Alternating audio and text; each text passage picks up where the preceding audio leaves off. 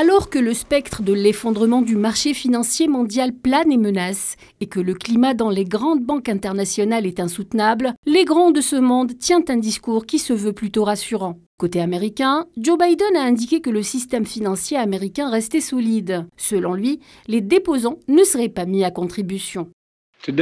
Aujourd'hui, grâce à l'action rapide de mon administration au cours des derniers jours, les Américains peuvent avoir confiance dans la sécurité du système bancaire. Vos dépôts seront là quand vous en aurez besoin.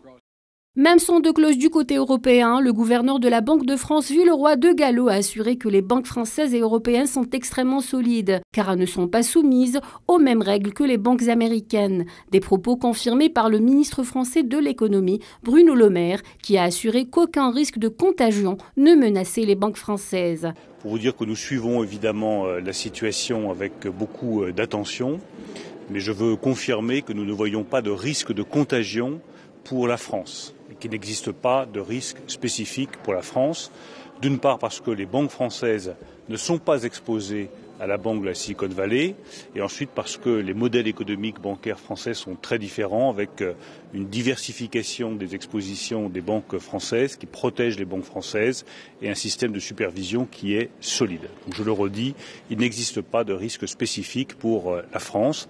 Nous suivons évidemment la situation avec beaucoup d'attention.